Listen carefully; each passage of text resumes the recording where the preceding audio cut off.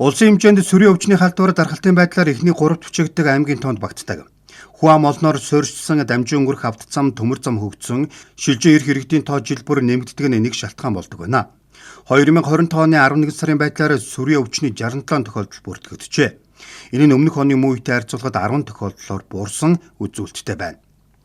Нас ажил мэргэжлийн байдлаар авч үзвэл 16-аас 45 насных нь 56%, 6% нь эмчийн магадлагатай буюу группэд, 49% нь ажилгүй, 62% нь эрчүүд байна. Харин нийтийн албахшиж байгаа ажилтнуудаас бүртгэгдээгүй бүрэн болон бүрэн бус дунд боловсролтой иргэд зөнхлөн сүрээгийн алдуур авсан судалгаа бий гэдгийг Эрүүл мэндийн газрын сүрээгийн зохицуулагч эмч тодтогч байна. Сүүлийн 10 жилд сүрээгийн тархалт өндөртэй аймагуудаас тэргүүн игнээд байсан бол энэ жил 6 дугаарт бичигдсэн нь тохиолдлыг илрүүлэх, эмчлэх, эдгэрэх, иргэдийн тухай өвчнийг ялан дийлэх сэтгэл зүй нэмэгдсэн гэж үзэж байна. 12 сар 1, 2, 3 дугаар саруудад бол сүрээгийн өвчлөл нэлээд нэмэгдэх хандлагатай байдаг өвлийн улиралд. За үүнтэй холбоотойгоор бол одоо тасагт 18 сүрээтэй өвчтөн өнөөдрийн байдлаар хэвтэн эмчлүүлж байна.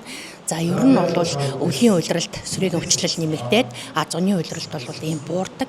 За сүрээгийн өвчлөл маань бол өвчин маань бол эдгэрдэг өвчин. За ингээд энэ өвчний улмаас бол манайд эмчлүүлж байгаа хүмүүсийн 85% нь эдгэрч гарч байна.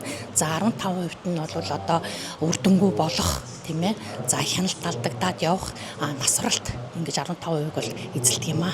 Сүрийн өвчин нь эдгэрдэг өвчин. Хамгийн чухал нь эмчийн зааврын дагуу эмийг тогтмол хэрэглэх давтамжтай үйлчлэг шинжилгээнд хамрагдах нь чухал гэдгийг Эрүүл мэндийн газрын мэргэжилтэн зөвлөж байна. Урд өмнө төв суурин газарт зөнхлөн тохиолддог байсан бол энэ онд бүртгэгдсэн зарим тохиолдлууд нь хөдөөгийн малчин өрхөд илэрсэн нь дархалт хүрээгээд дэлсэн нь ажиглагджээ. Сая Дархан уулын аймгийн хэмжээнд бол 3 сум таалганаас хаалгана гэдэг илрүүлэг үйлчлэгийг бол зохион байгуулсан.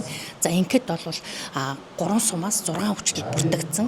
Гэтэл зөвхөн сумынхаа төв байна уу гэвэл тийм биш байна. За хөдөө одоо салхитын багаас гарч байна.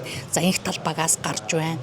Одоо шарын голын одоо аслагдсан малчин айлаас хүртэл ингэж өвчлөл ингэж гарч байгаа нь бол ерөнхийдөө бол сүрээгийн өвчлөл бол тархмал байна. Дархан уулын аймагт гэдэг нь бол харагдаж байна.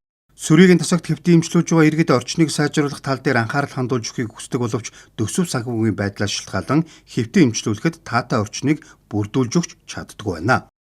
2023 онд бол олон эмч сүртэй сүрээгийн тасгийг бол Дархан уулын аймгийн засаг даргын тамгын газраас бол аймгаас бол бүрэн тогтжуулж өгсөн 100 гаруй сая төгрөгөөр тогтжуулж өгсөн. За одоо бол манайх 2 давхар эмнэлэгтэй дээдлийн 2 давхар нь бол эмийн мэдрэг сүрээгийн тасаг гэж байдаг. За энэ дээр бол одоо засвар үйлчилгээ чухал ач холбогдолтой байна, хэрэгтэй байна гэдгийг бол одоо бүгдээрээ ярьж байгаа. Сэтгэл зүйн зөвлөгөөх мэргэжлийн сэтгэл судлаач байх ёстой эдий ч өнөөдрийн байдлаар тус тасагт оронтой байхгүй, эмч бүхэн сэтгэл засалж байх гэсэн зарчмаар ажиллаж байна.